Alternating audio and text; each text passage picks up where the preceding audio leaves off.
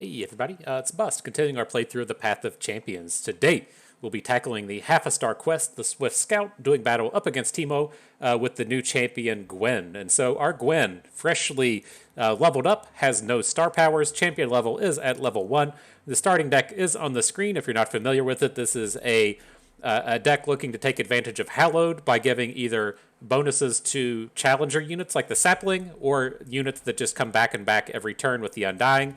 And then it has the big finisher in Atrocity. In terms of our relics, we're going with Overwhelm as a means to have our quick attacking Gwen deal damage through our opponent's blockers. So, with that out of the way, the buttons have been clicked. Let's head on into the adventure and get started. Been playing quite a bit of Gwen and Constructed. I feel like we've had a nice bond. we understand how each other work.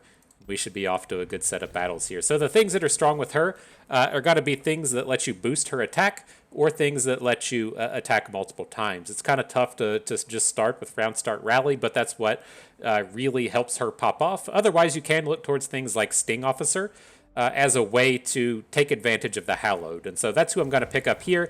Ideally, the Sting Officer will be our leftmost attacker. He can get +2 and +3 and +4 attack on every attack. And get those extra damages in. Not a bad little combo using the elusive unit along with Gwen. All right, off to the races.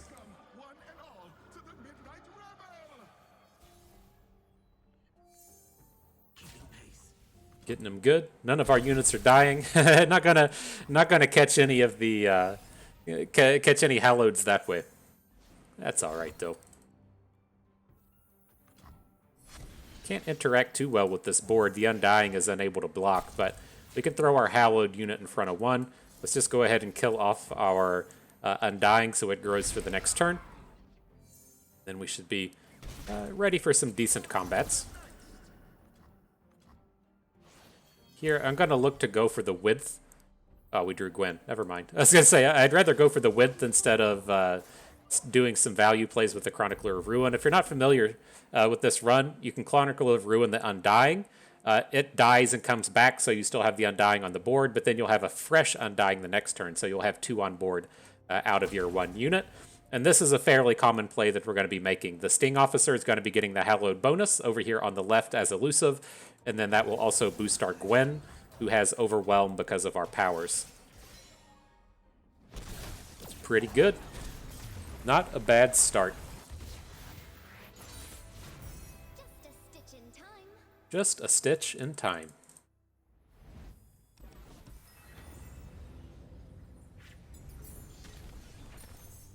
All right, what do you got for us? What do the spoils bring?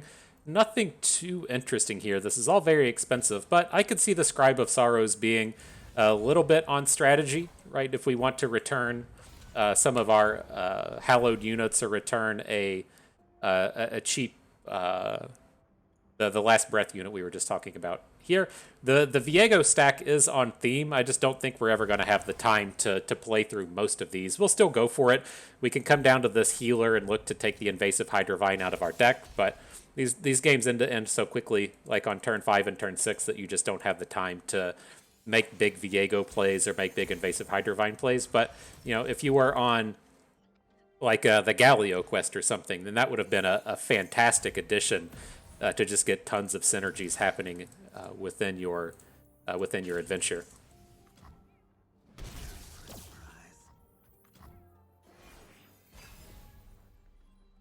All right, things are going okay. Reasonable enough curve, even without a 1-drop. Get all the Hallowed bros going here. I'll go with the double Hallowed now. We could have played the Conductor, but now we have the means to get more units on the board.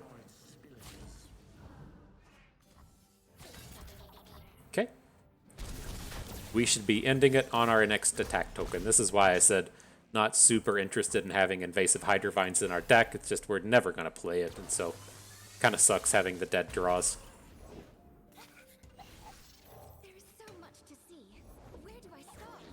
All right, prepare to get boomed.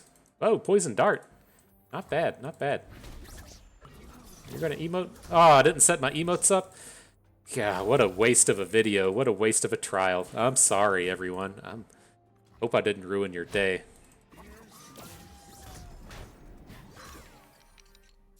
Alright, what are we at now? Hallowed 3? So this should be a pretty easy KO. The Sting Officer has enough attack on his own to end the game.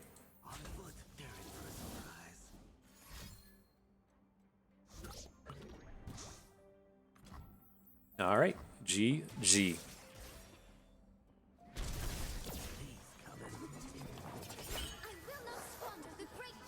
Check them flips. Get that Gwen animation in there.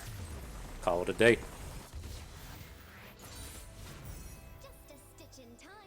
Just a stitch in time.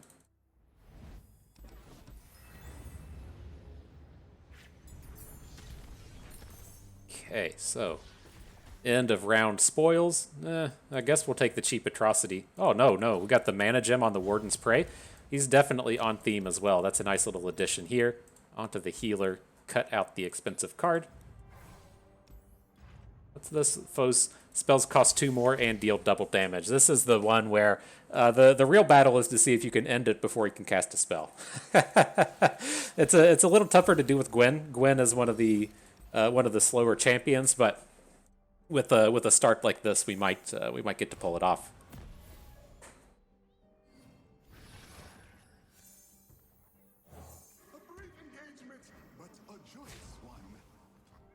All right, good start.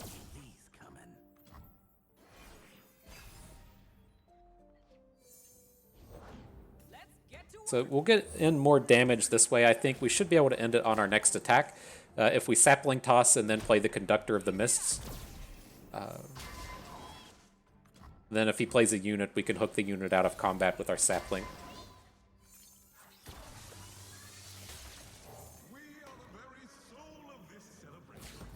Alright. No units from opponent, just straight boom them. It's hard to cast your spells that cost 2 more when you only have 2 mana. GG, my dude.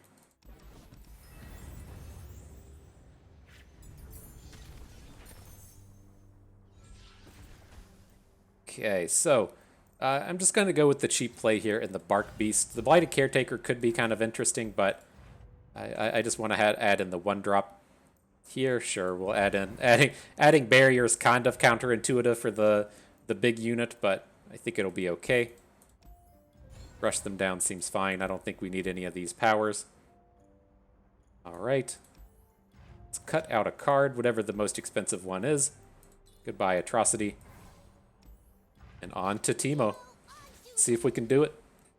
Get this finished off.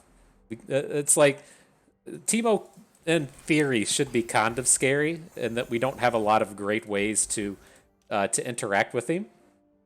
But these early games just go through so fast that we shouldn't have too much trouble. The sapling toss here will be ways enough to just take him down. Oh man, I forgot we got the Sting Officer on board as well.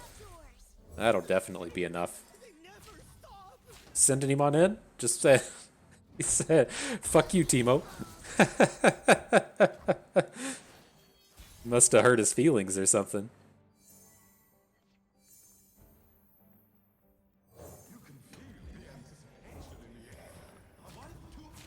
All right. He goes for the damage prevent. Works for me. This one should be pretty done. On to his 3rd Teemo already. Damn, dude. Let somebody else do something. Nice. Just getting with the flashbang. That's pretty sweet. So let's do this. We'll add the Camaveran Soldier. That's going to give us this unit that will die at the end of the turn, so we can add Bark Beast. Bark Beast will get the bonus attack, and then we'll be good to close it out. Easy peasy, lemon squeezy. Good day, Teemo.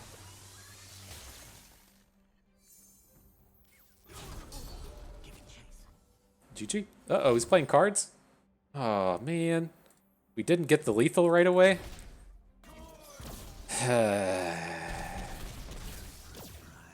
You're doing us dirty, Teemo. Alright, well, I guess we gotta get another attack. So much for having the World Championship speed run, and we have to play the extra turns. Okay.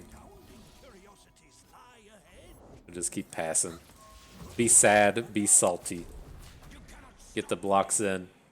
Bring it into the next turn. Call it a day.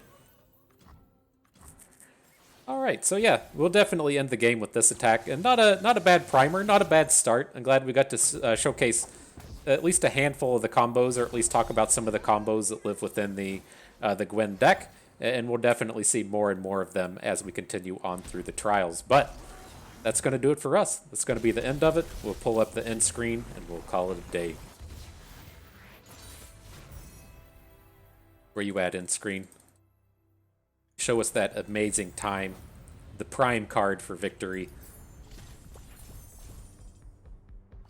GG Teemo.